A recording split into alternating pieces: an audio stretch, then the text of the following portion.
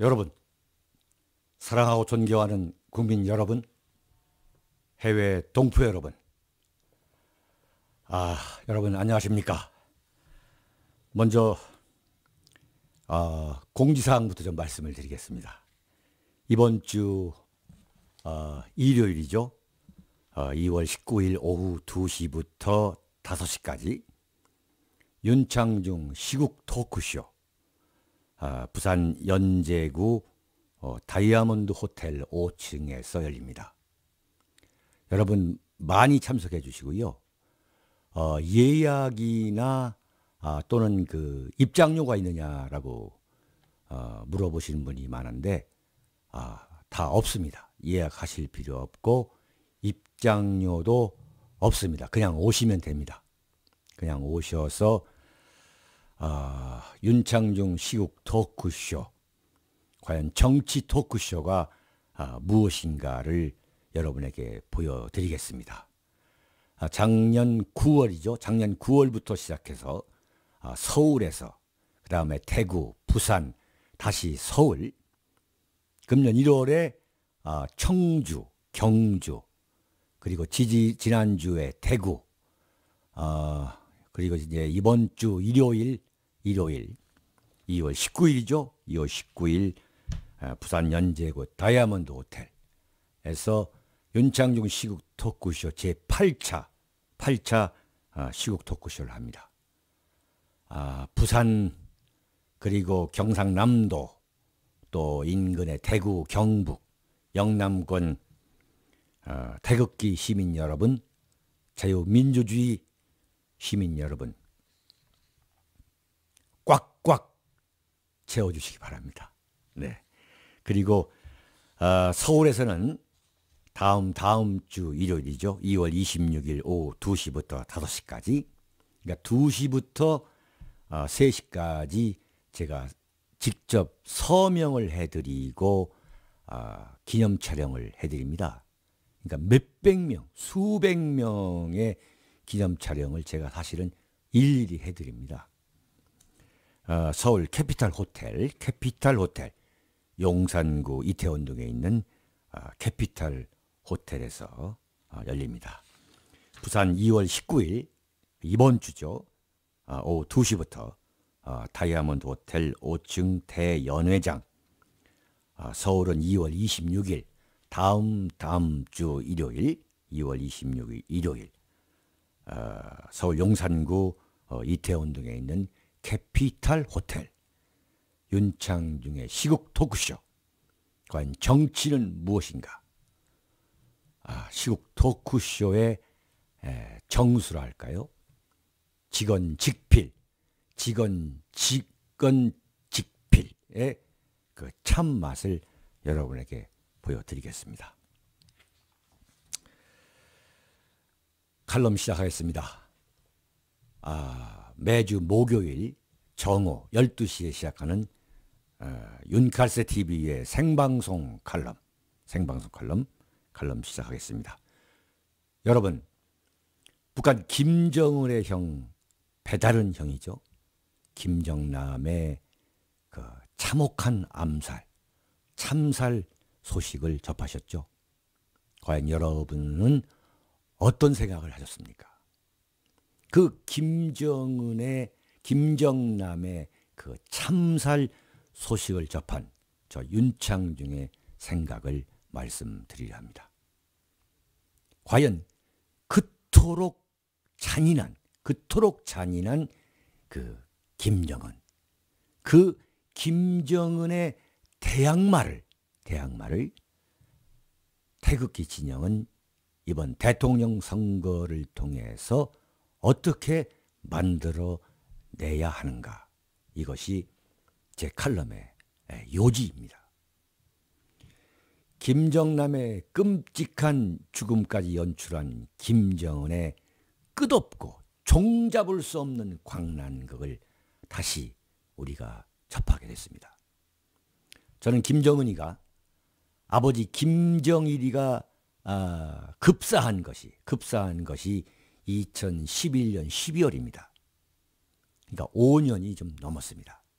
그 5년이 넘은 그 시간 동안 과연 김정은의 정치 스타일과 인성을 관찰해온 저의 그 어떤 관찰기를 제가 세 가지로 요약한다면, 김정은은 김정은의 아버지 김정일보다 더 잔인하고 더 잔인하다.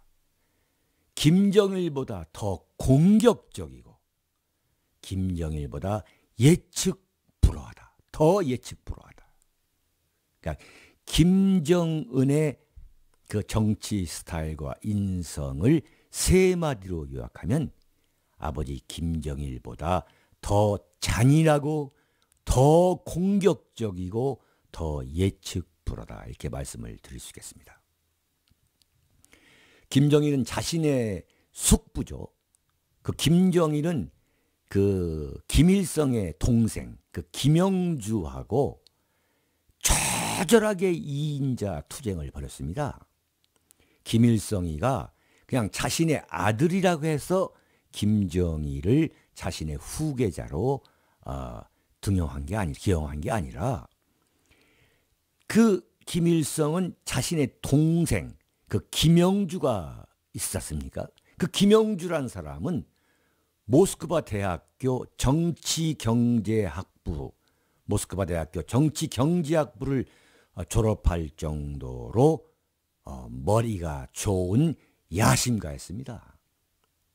그래서 그 어린 자신의 그 조카 김정일과 김정일의 숙부 김영주, 그 김영주 역시 자신의 형 김일성의 후광을 입어가지고 북한 권력 세계에서 승승장구를 하면서 김정일과 후계자 경쟁을 아주 처절하게 벌였습니다. 그러다가 1975년 김정일이가 북한의 김일성 후계자로 이제 등극을 하게 되는 거죠. 그래서 이제 김영주가 북한의 권력 무대에서 사라지게 됩니다.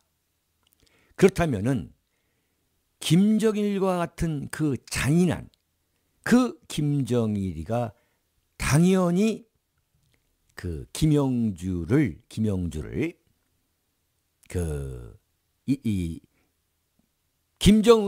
김정은이가 형 김정남을 그 암살했던 것처럼 그 죽여야 할 텐데 그렇지가 않았어요.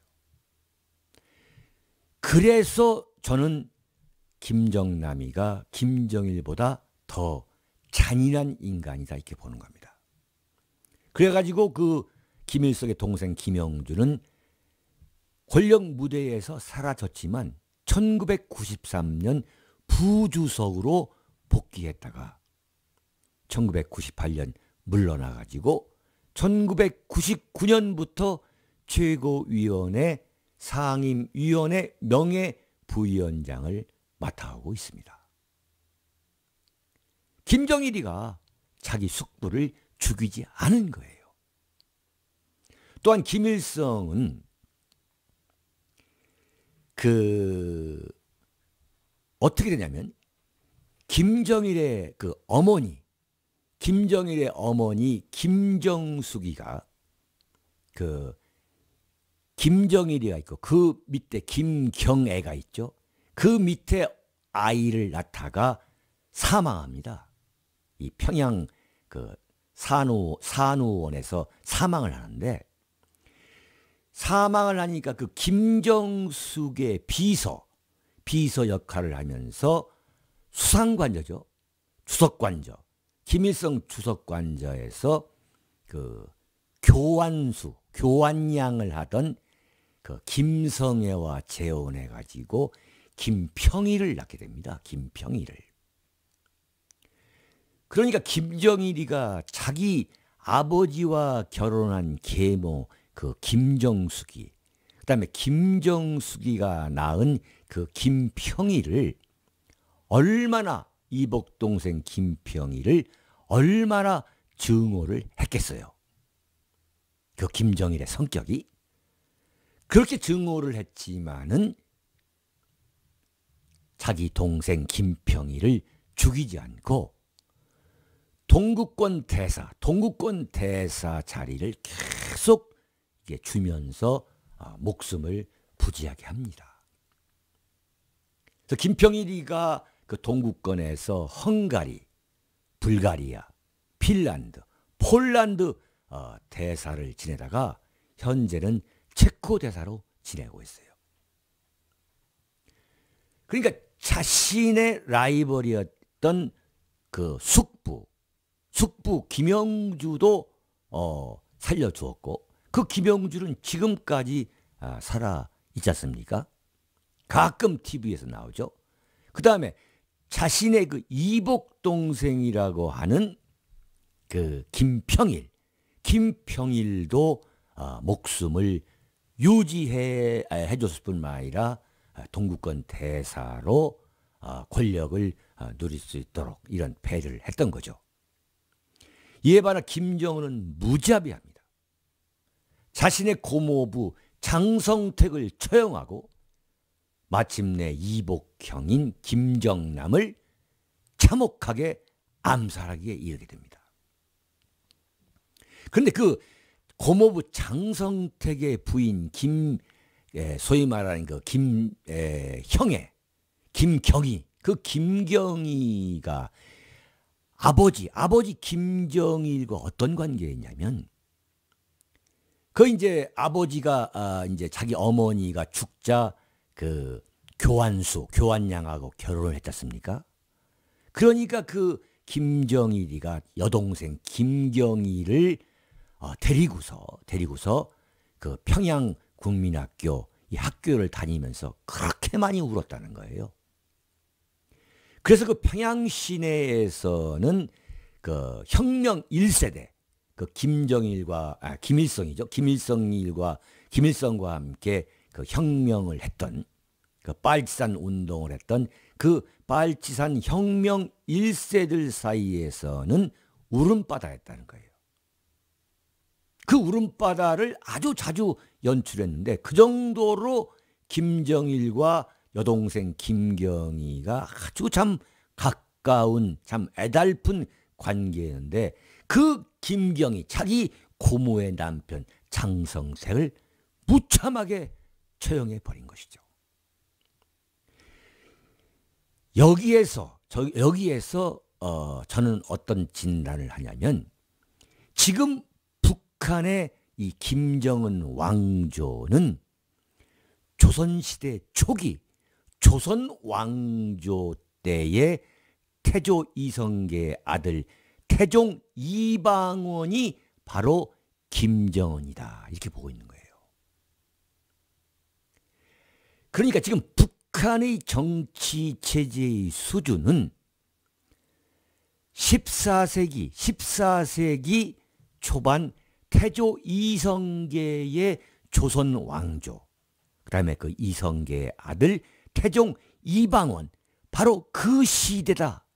그러니까 김정은이의 롤 모델이 이방원이 아니라면 이토록 잔인하지 않을 수가 없다, 이렇게 저는 보는 거예요. 이게 무슨 얘기인가를 설명을 드리겠습니다. 지금 김정은이가 자행하고 있는 그 엄청난 테러와 그 암살, 이 정치 엘리트, 정치 그 키플레이어에 대한 그 암살, 목숨까지 아주 참혹하게 없애버리는 그것은 조선 왕조의 사고방식, 조선 왕조로 돌아간 그 정치 체제 속에서는 그 권력 투쟁이라는 차원에서 보면은 아무런 문제가 되지 않는 거예요. 냉혹한 권력의 세계인 거죠. 바로 그 태조 이성계를 대신해 그 살인마라 할 수 있는 그 살인마 역할을 했던 태종 이방원을 김정은이가 모방하고 있다, 롤모델로 보고 있다, 이렇게 보는 거예요. 여러분 아시다시피 이방원은 조선의 개국을 도모하고 있는 역성혁명파, 그 역성혁명파를 그 탄핵한 정몽주를 가신 조용규를 보내가지고 선주교에서 무참하게 참살하지 않습니까? 이방원이 아버지 이성계에게 이 같은 참살 사실, 정몽주를 선주교에서 참살했습니다, 이렇게 보고를 하니까 이성계가 뭐라고 얘기했냐면, 너희들이 대신을 멋대로 죽였으니 남들이 내가 모르는 일이라 하겠느냐. 내가 약이라도 먹고 죽어버리고 싶다라고 꾸짖었다는 거예요. 그러나 역사는 잔인한 것입니다. 역사는 잔인한 거예요. 이방원이 정몽주를 제거했기 때문에 이성계는 석 달 후에 조선의 개국 시조가 될 수 있었고, 바꿔 말해서 이방원이 그런 악역을 거부하지 않는 잔인함이 없었다면 조선 개국은 무망했다고 봐야 할 것이에요. 무망했을 겁니다. 만약 김정은이가 자신의 고모부 장성택을 무자비하게 살해하지 않았다면은, 그러한 무자비한 잔혹한 결단력이 없었으면 김정은이가 북한 왕조를 유지하고 있었을까요? 여러분 잘 보셔야 됩니다. 김정은이가 무자비하게 잔혹한 것은 잔혹한 것이고, 북한 왕조의 정치 체제 속에서 과연 김정은이가 이 아버지로부터 물려받은 이 체제를 어떻게 유지하고 있느냐, 이러한 그 권력 투쟁과 정치 메커니즘은 우리가 아주 잘 봐야 됩니다. 만약 김정일이 지금 살아있었다면 이성계의 심정일지도 모르겠죠. 이방원은 고륙 상쟁을 이어갔죠. 이방원은 이성계 집안에서 최초로 과거에 급제한 재원이었습니다. 물론 김정남도 해외에서, 유럽에서 아주 수준 높은 교육을 받은, 재원이라는 표현은 잘못된 거죠. 아주 그러한 두뇌가 좋은 친구인데, 그러나 태조 1년에 이성계는 이방원의 이복동생 이방석을 세자로 채택했고, 태조가 조선 왕조를 개국하자마자 자기 후계자를 이방원, 그 본처에서 난 그 이방원이 아니라 그 두 번째 부인, 그러니까 개경에서, 소위 말 개경에서 얻은 부인이죠. 그걸 경처라고 하는데, 이방원은 그 이성계가 고향에서 결혼한 부인, 향처라고 그러죠. 고향 향자를 써죠. 그 향처에서 태어난 아들입니다. 그런데 이제 태조 1년 1392년에 이방원의 이복동생 그 이방석을 세자로 채택했는데, 그것은 역시 그 두 번째 부인의 그 간곡한 눈물로 그 추천을 했기 때문에, 그 덕에 이제 이방석을 세자로 이성계가 택했다는 거 아니겠습니까? 당연히 이방원은 반발했죠. 그래가지고 태조 7년에 이방원은 군사를 일으켜가지고 세자 이방석과 이방번, 그리고 배후에 있던 그 세자 이방석을 옹립하는 데에 그 배후 역할을 했던 조선 건국의 설계사 정도전을 모두 죽여버렸습니다. 그게 바로 제1차 왕자의 난이고, 이어서 2차 왕자의 난. 이방원은 처남 4명을 자신의 손으로 죽였습니다. 그래서 이방원은 정종이 재위한 지 2년 만에 왕위를 계승받는 데 성공했고, 이것을 보면은 그 잔인성, 이 크롤, 영어로만 크롤이죠. 잔인성, 이 공격성, 이 어그레시브한 거죠. 예측 불허, 이 언프레딕터블한 거, 그 특징을 아는 그 무자비한 어떤 무단 숙청 정치로 권력 기반을 강화하는 것이 지금 말씀드린 것처럼 김정은과 이방원은 거의 똑같다. 이렇게 저는 보고 있습니다. 이들 두 사람은 역사 속에서 어떠한 그 비슷한 케이스를 찾아보기 어려울 정도로 자신의 권좌를 쟁취하고 자신의 어깨로 짊어져야 한다. 내가 국가를 책임지겠다. 이러한 생각하는 이 국가 앞에서는 철저히 냉혈하니라. 철저한 냉혈하니라고 저는 분석하고 있습니다. 김정은은 아버지로부터 2005년, 2006년 각각 핵실험을 통해 이 진전된 핵 개발 노하우를 이어받아가지고 그동안 집권 5년여 만에 5차 핵실험에 성공함으로써 북한의 핵무기 개발 계획을 차질 없이 진행되어 왔다는 사실을 여러분은 알고 계셔야 됩니다. 미사일 발사 실험에 성공했어요. 2012년 그의 아버지 김정일이 남겨놓고 떠난 북한을 김정은은 이렇게 차질 없이 끌고 가는데 성공하고 있음에도 불구하고 대한민국, 저 싸구려 대한민국 언론, 쓰레기 언론은 김정은이를 그저 미치광이로 정도로 묘사하고 있습니다. 이게 전혀 공부하지 않는 대한민국 언론의 아주 저급한 수준이에요. 대한민국 언론은 미국의 도널드 트럼프도 미치광이고 일본의 아베 신조 총리도 미치광이로 보고 있는 거예요. 김정은이도 미치광이로 보고 있고 말이죠. 그러나 국제정치 무대, 지금 21세기 국제정치학은 이들에 의해서 지금 진행되고 있다는 사실을 여러분들은 아셔야 되는 겁니다. 김정남의 참살 보도를 접하는 대한민국 국민은 큰 각성의 계기로 삼아야 한다. 대한민국 안보가 그야말로 저토록 잔인하고 공격적이고 예측 불허인 김정은의 손 안에 들어있다는 사실에 크게 주목해야 됩니다, 여러분. 그래서 다음 정권을 맡게 될 대통령을 과연 어떤 인물로 뽑아야 할 것인지 우리 모두 각성해야 됩니다. 과연 대한민국에서는 어떤 인물이 김정은의 대항마가 될 수 있느냐.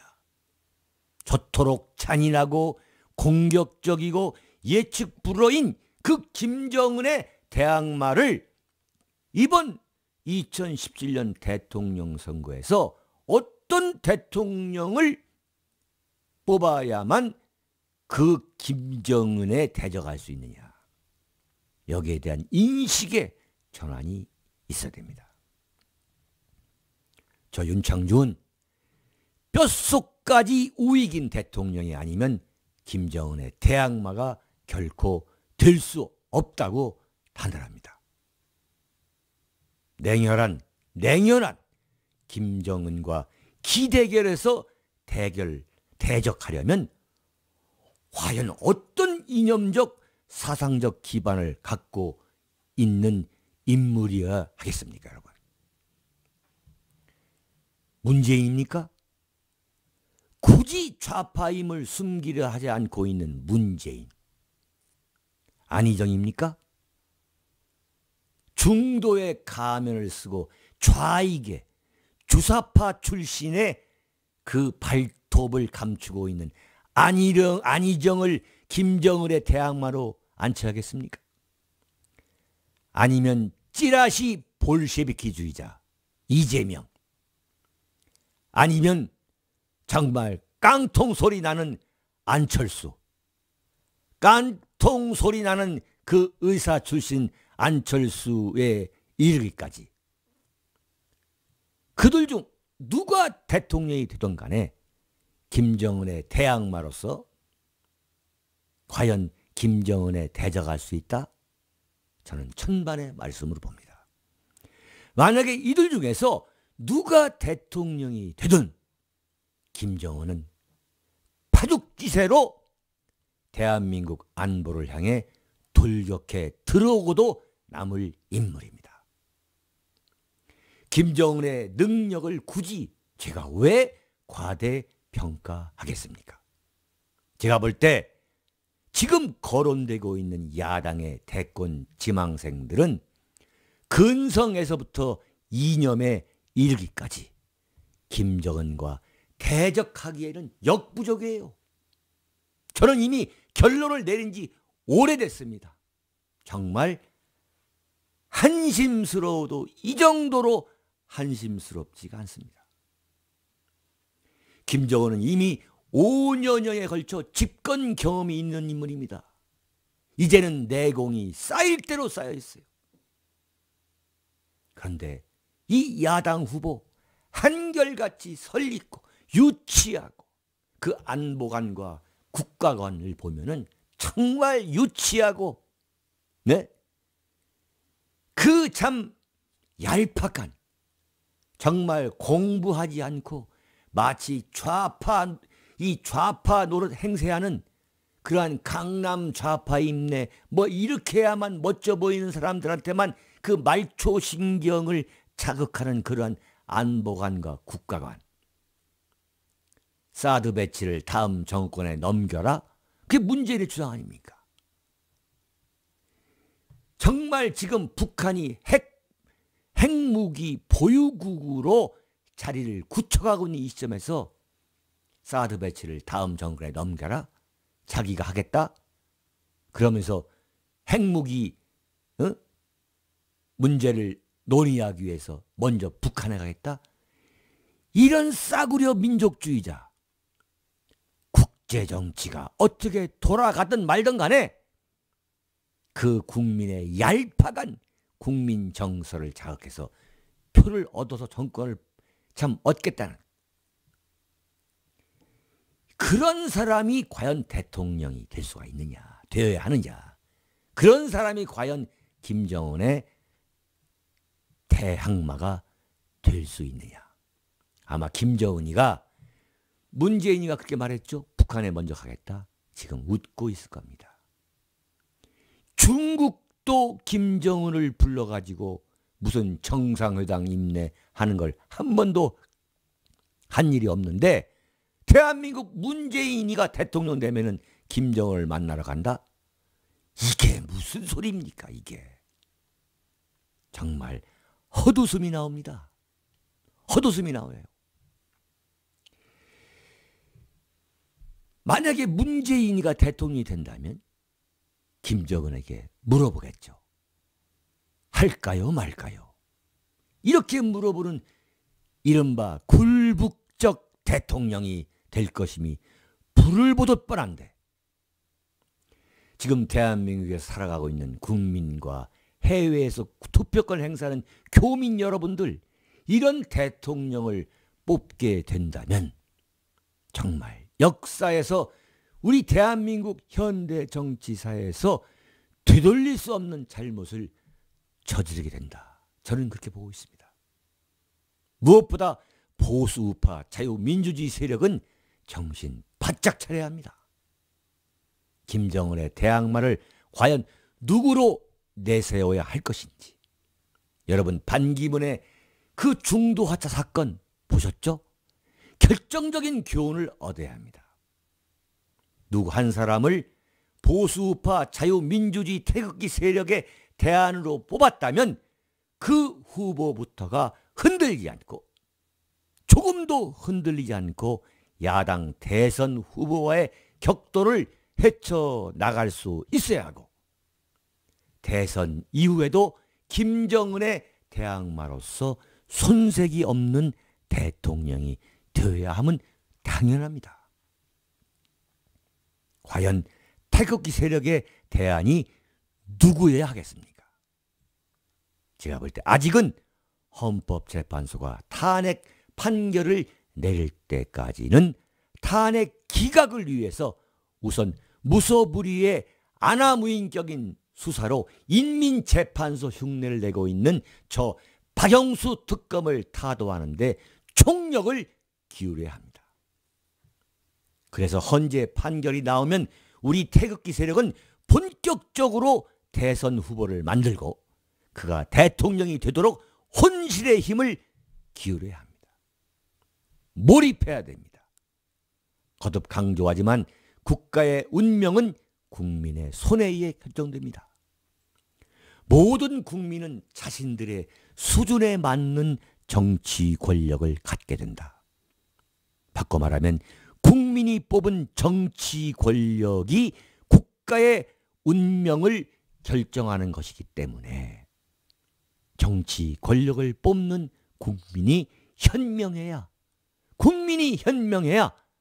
바꿔 말하면 민도가 높아야 국가의 운명이 달라집니다. 2017년은 한반도의 운명을 판가름하게 되는 매우 중요한 한 해가 될 것입니다. 뼛속까지 우익인 인물이 다음 정권을 맡아야 합니다. 미국의 도널드 트럼프 대통령, 일본의 아베 신조 총리는 트럼프 당선자 시절에 한 차례 아베 총리가 뉴욕에 날아가서 이미 트럼프 대통령하고 한 차례 회담을 했어요. 이번에 정식으로 미국의 정상회담을 가지면서 이루 형언할 수 없는 미일 공조를 국제사회에 과시하는 모습을 우리가 보았지 않습니까? 근데 지금 대한민국은 대통령이 탄핵을 당해가지고 미국과 일본과의 외교에 손도 대지 못하고 있어요. 저는 그런 아베와 같은 정치 지도자를 갖고 있는 일본에 대해 물론 제가 존경심을 표한다는 게 아니라 정말 대한민국 국민들이 똑똑히 지켜봐야 됩니다. 물론 이런 소리를 하면 대한민국 싸구려 민족주의자들이 참 저급한 언론에서는 저를 친일파니 뭐니 또 헛소리를 해야 되겠지만 정말 일본이야말로 미중 관계에 틈바구니를 비집고 들어가가지고 다시 부상하는데 놀라울 정도로 성공하고 있다는 사실을 여러분은 아셔야 됩니다. 일본이 지금 하고 있는 미국과의 공조 강화를 바로 대한민국이 했어야 된 건데 지금 탄핵을 당해서 이 지경에 있는 겁니다. 그래서 저는 대한민국이 난세라고 저는 말하고 있는 것입니다.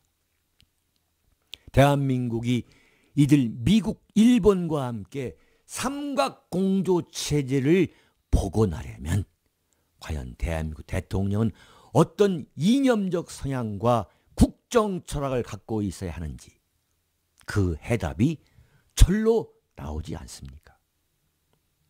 국민의 각성이 필요한 절박한 상황이 아닙니까? 대한민국이 미국과 일본과 이별하고서 중국과 러시아에 붙으면 걱정할 것이 없다고 하는 사람들 더 이상 할 말이 없습니다. 그렇게 말한 대한민국 친북 친중의 상징이라고 할 수 있는 정세현 전 통일부 장관이 지금 문재인의 싱크탱크에 들어가 있습니다.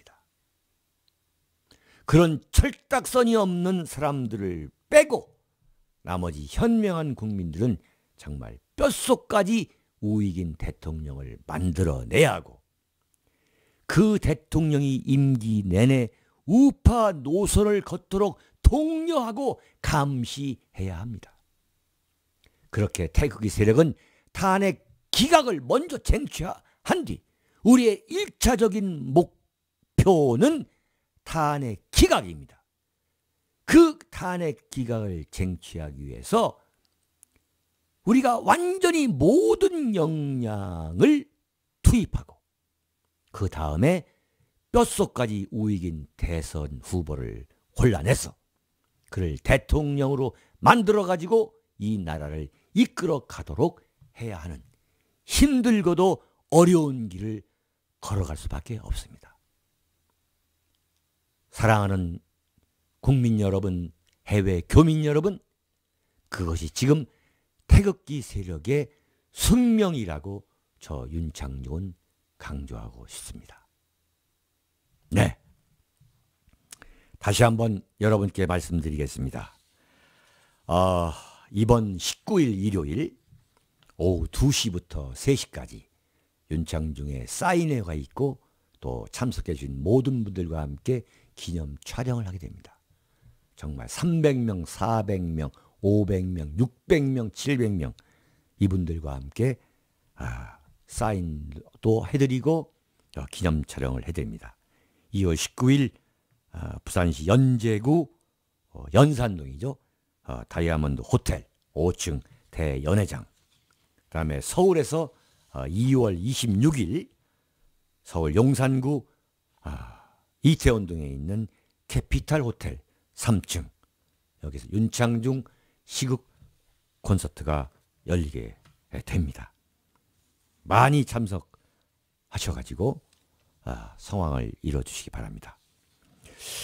그 다음에 지금 윤창중 목요 생방송 칼럼, 목요일 생방송 칼럼은 일요서울, 여러분이 지하철을 타시면은 그 가판대에 일요서울이라는 주간지가 있죠. 네.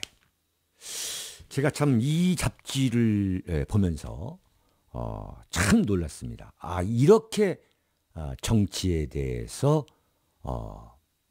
그 보수 우파 자유민주주의 시민들이 보기에 아주 참 그야말로 정통 주간지라는 생각을 하게 되는데요. 제가 그래서 이 일요서울과 인터뷰를 했고 또 일요서울 TV가 만들어지고 있는데 제가 참 나름대로 도움을 드리고 있습니다. 그래서 금요일 12시에 윤창중의 시국진단이 나가고 있죠. 여러분들 일요서울도 좀 많이 구매해 주시고 금요일 윤창중의 시국진단 또 많이 좀 시청해 주시기 바랍니다. 그러다 보니까 광고를 많이 했습니다만 제가 솔직히 말씀드려서 여러분이 그 도서출판 윤창중 칼럼 세상에서 구매해 주는 그 책, 그 도서 윤창중의 고백 피정과 2017년 12월이라는 그 책을 여러분이 구매해 주시고 그러면 그 구매해 주신 데 따른 그 어떤 이윤이랄까요? 그 이유를 갖고 제가 지금 시국 토크쇼를 전국을 돌아가면서 하고 있습니다. 그리고 윤창중 칼럼사랑 TV도 사실은 좀 운영되고 있는 게 사실입니다.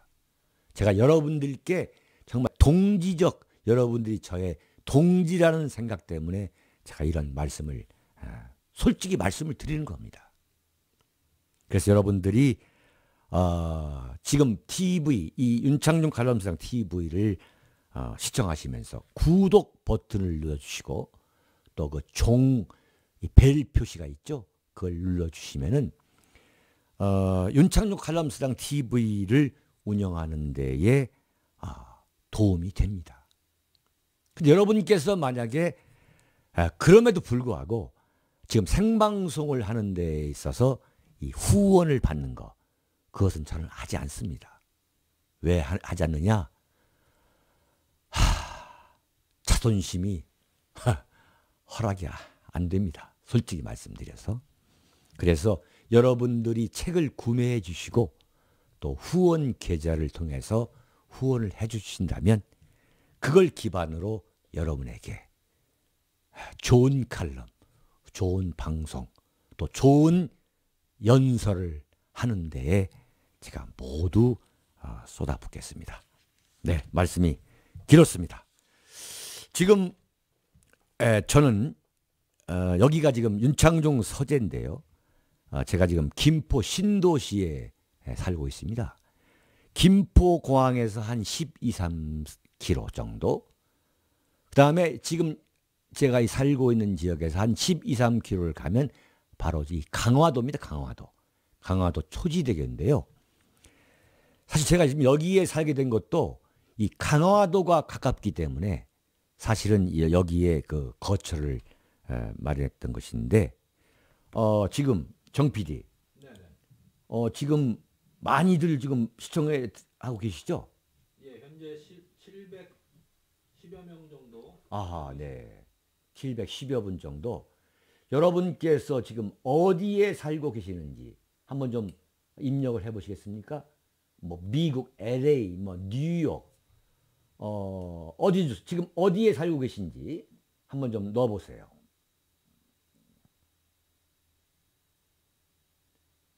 지금 나오고 있습니까? 예, 채팅이 계속 올라오고 있습니다. 네.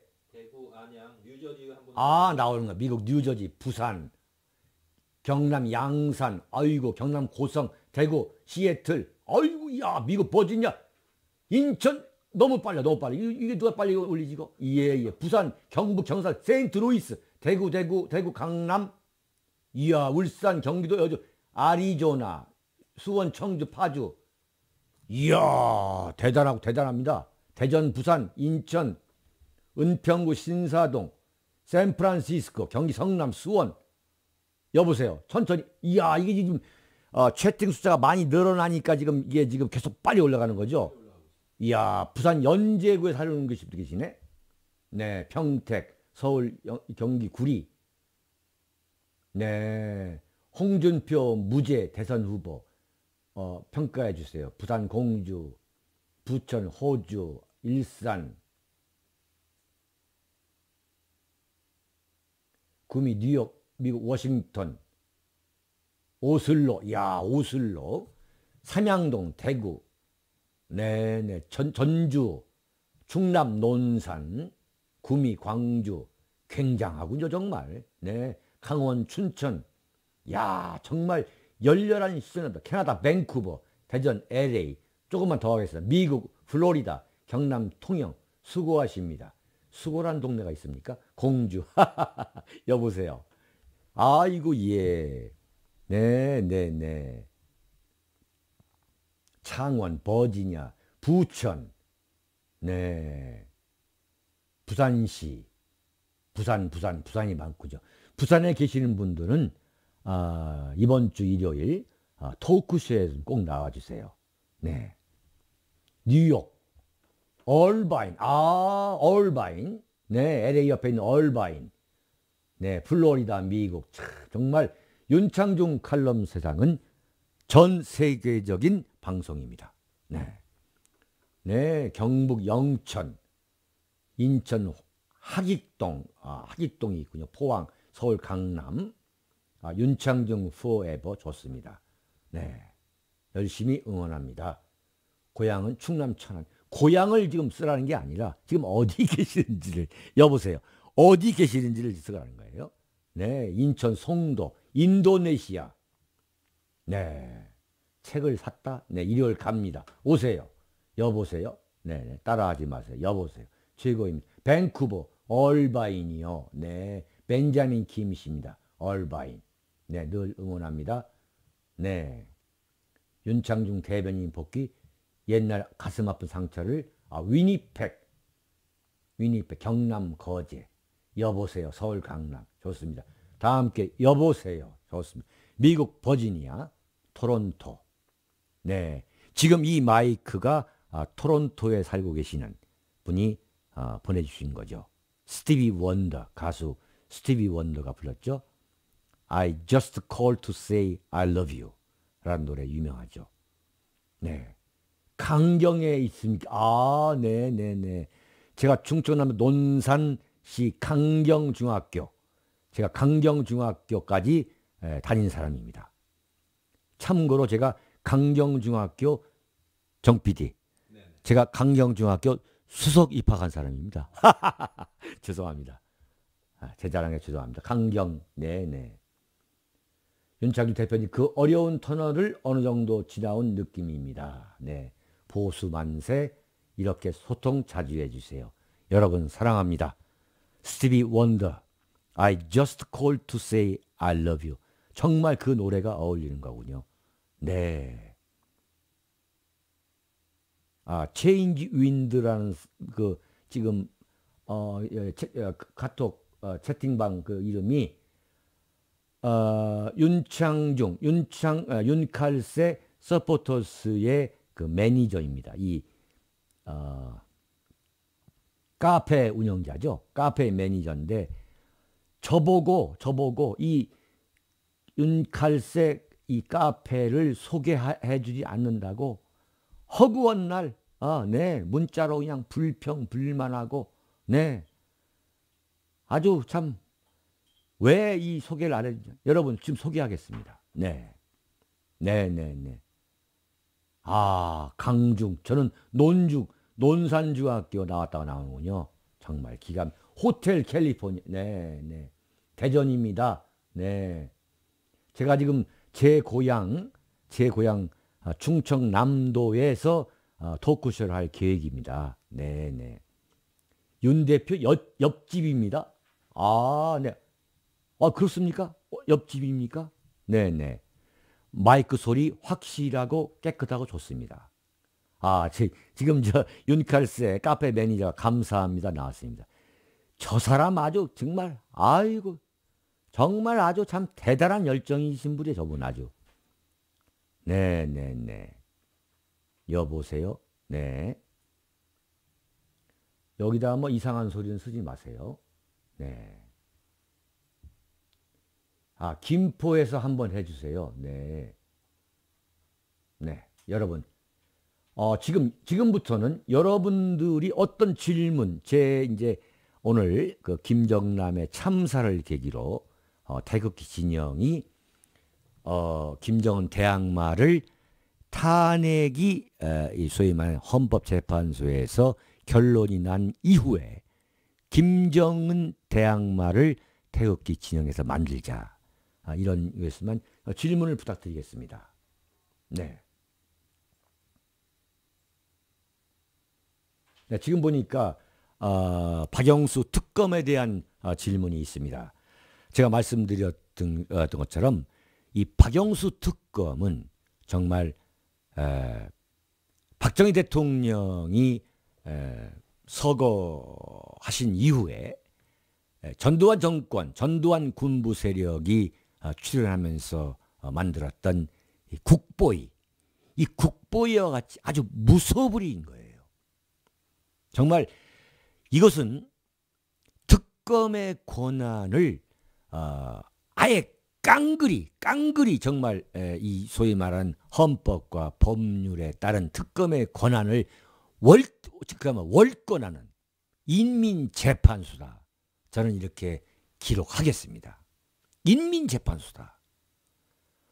어떻게 특검에 대변인을 만들어가지고 이게 정당판이 아니지 않습니까? 그야말로 이 특검 수사 내용을 일일이 세세하게 공개하는 특검. 과연 이게 말이 되는 이야기입니까?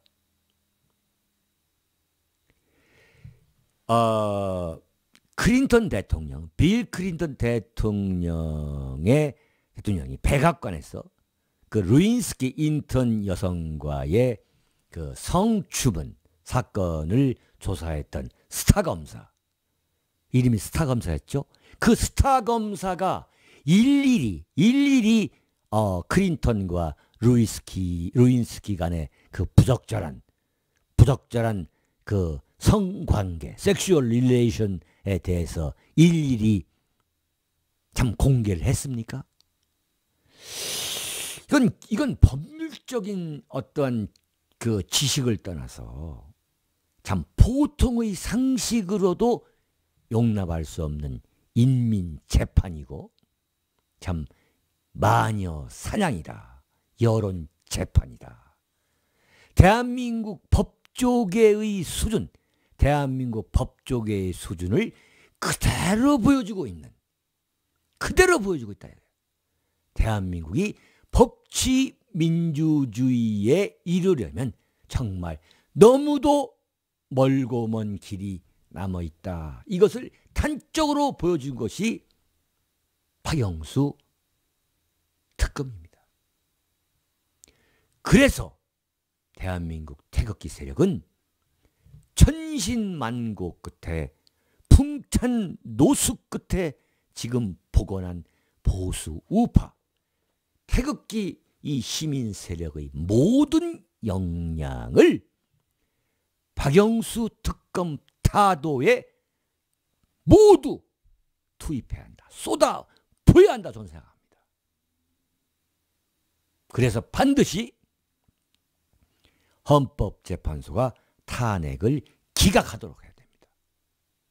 무엇보다도 청와대가 흔들려서는 안 되는 겁니다. 박근혜 대통령이 박영수 특검의 그 정치 공세, 여론 재판, 인민 재판에 한치도 흔들려서는 안 된다는 것을 저는 박근혜 대통령에게 간곡히 저는 건의합니다. 네. 자, 제가 말씀하는 사이에 들어온 그 질문 좀 말씀해 주세요. 네. 네, 이 시청자들도 많이 예. 궁금해하실 것 같아서 네네. 질문을 하나 드리겠습니다. 김정남이 네. 살해됐는데 김정은이 집권한 이후에 뭐 5년이 넘도록 스탠딩 오더였다고 해요. 그렇죠. 그 왜 죽였을까요? 네네. 김정은이 얻는 게 뭐가 있을까요? 네. 우선 그 정 PD가 상당히 인기가 좋아요. 저 정 PD 했더니 네. 그 북한 김정은 체제를 이해하려면 지금 대한민국에서 대통령을 탄핵하는 대통령조차 탄핵하는 이 대한민국의 민주주의 수준, 그 민주주의 수준을 지켜보고 있는 그 잣대로 김정은을 평가한다면 전혀 어떤 분석이나 진단을 할 수 없습니다. 북한은 제가 말씀드린 것처럼 소위 말하는 조선 왕조, 태조 이성계가 그 조선 왕조를 세웠던 바로 그 수준에 불과한 거예요. 제가 볼 때는. 그래서 북한에서 살아가고 있는 그 북한 주민의 정치 의식도 제가 늘 말씀드린 것처럼 모든 국민은 자신들의 수준에 맞는 그 정치 권력을 갖는다. 이렇게 제가 지금 여러 차례 강조하고 있는데 바로 북한은 왕조 국가인가? 왕조 국가. 그렇다면 왜 김정은이가 자기가 자기 스스로만 권력 체제를 강화하면 되는데 왜 자기 형, 이복형인 김정남이를 살해했느냐? 이게 당연히 궁금할 거 아니에요. 왜, 뭐 때문에, 무슨 억가심정 때문에 그럴 거냐? 근데 무슨 이야기냐면 이건 왕조 국가이기 때문에 만약에 북한에서 무슨 민중봉기나 군사 쿠데타가 일어나서 김정은 체제가 무너졌을 경우에 그 군사 쿠데타 세력도 김정남이나 김정철을 간판으로 내세워야만 새로운 정권을 세울 수 있기 때문입니다. 그러니까 조선 왕조 때에 그 엄청난 사화, 정쟁이 이어지면서 그 정권이 바뀌지 않습니까? 그 왕조가 바뀌는데도 불구하고 반드시 전주 이시성을 갖고 있는 그 왕족을 임금으로 왕으로 내세우고 있지 않습니까? 그러니까 김정은의 입장에서는 그 김정남이가 정말 눈에 까신 거죠. 김정철이도 마찬가지고. 심지어는 김정남의 그 아들까지도 이 김정은이는 살해할, 아예 제야말로 씨를 말리게 되는 그런 무자비한 암살, 그 숙청을 자행할 가능성이 높다. 저는 그렇게 보고 있습니다. 네. 오늘 아주 생방송이 아주 잘 되는 것 같죠, 그죠? 네네. 네네. 다음 질문 하나 더 드릴까요? 예. 그 지난번 칼럼에서 네. 이재명 이재명 성남시장의 세계관에 대해서 칼럼을 써주셨는데 그렇죠. 이번 칼럼에서는 의원님도 이재명 성남시장이 네. 현재 난세를 극복하기 위해서는 태종의 리더십이 필요하다 뭐 이런 네. 발언을 했는데 그 태종에 대해서 또 칼럼을 써주셨어요. 네네. 이러한 이재명 성남시장의 태종 리더십 발언 어떻게 네. 생각하십니까? 제가 볼 때 성남시장 이재명 씨의 발언이라던가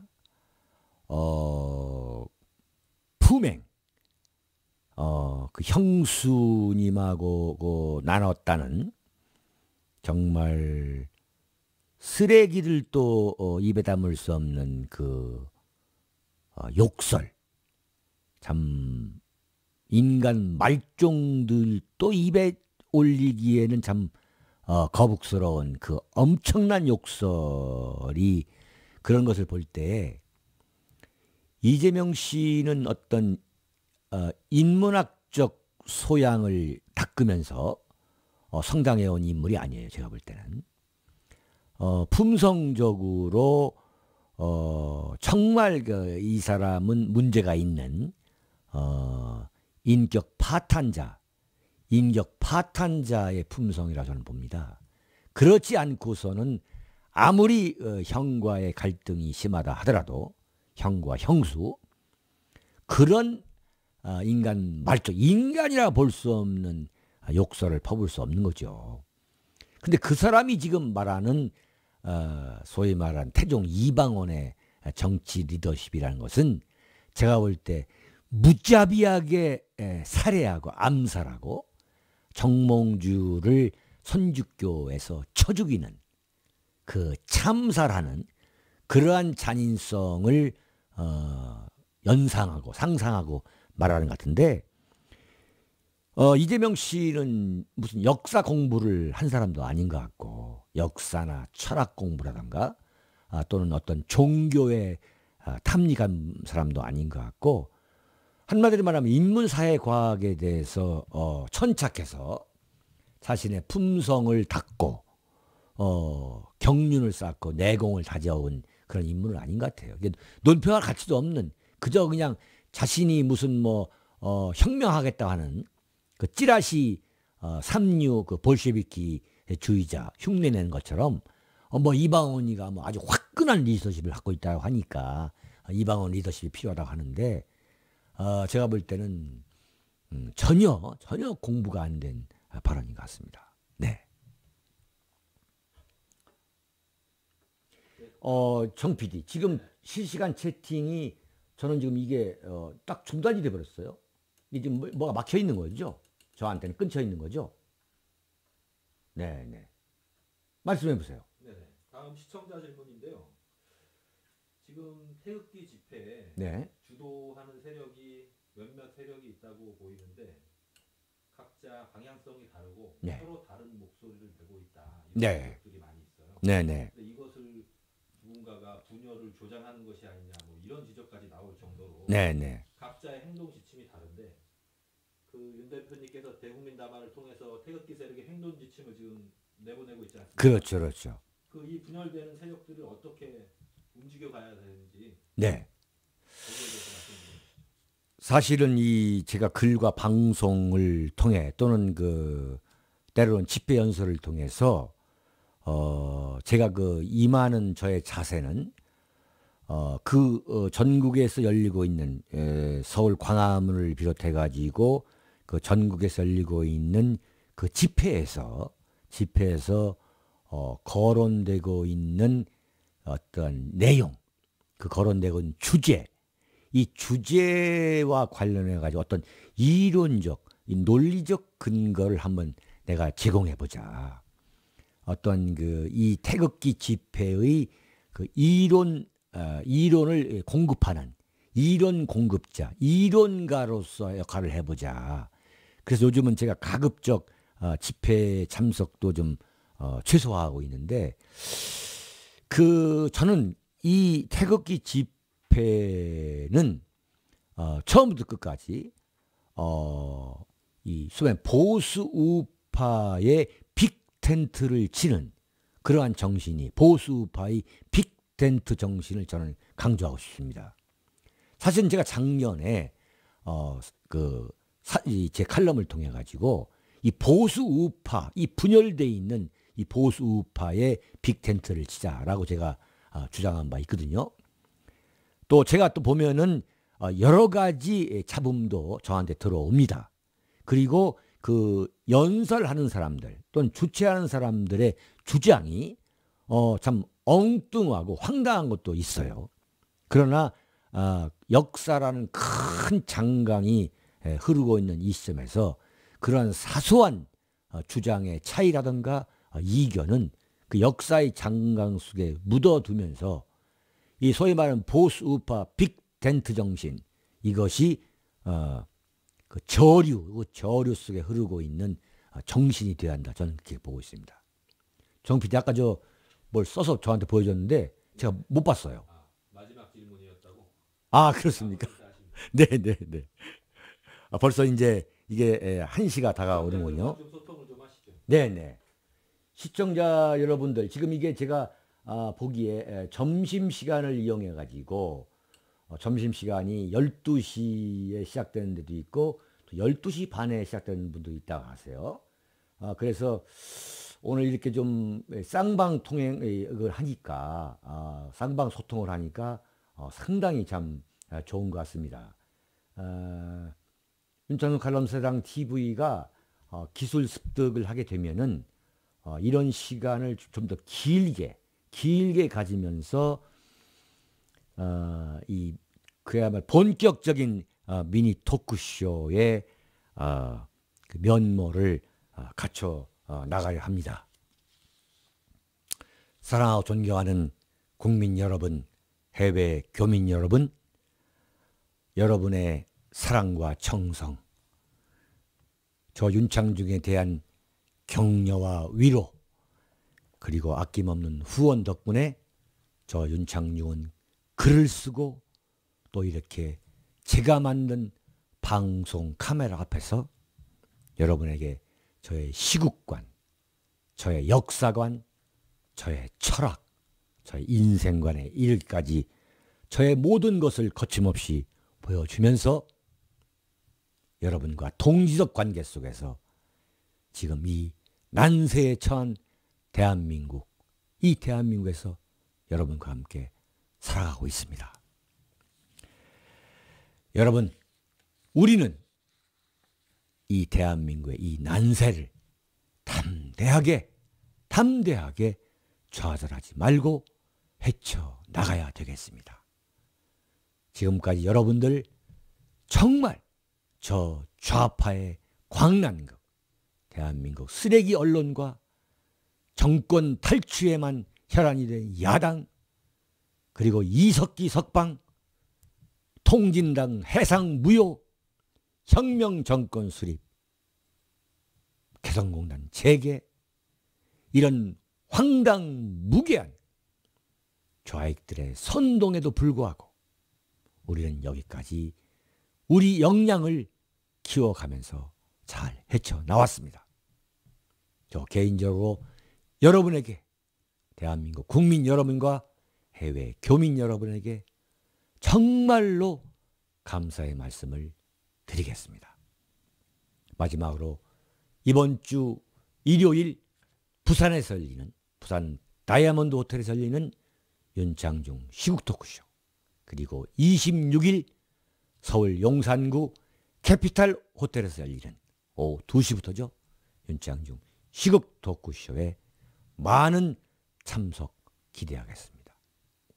꽉꽉 채워주십시오. 제가 목이 터져라 외치겠습니다. 여러분 감사합니다. 안녕히 계십시오.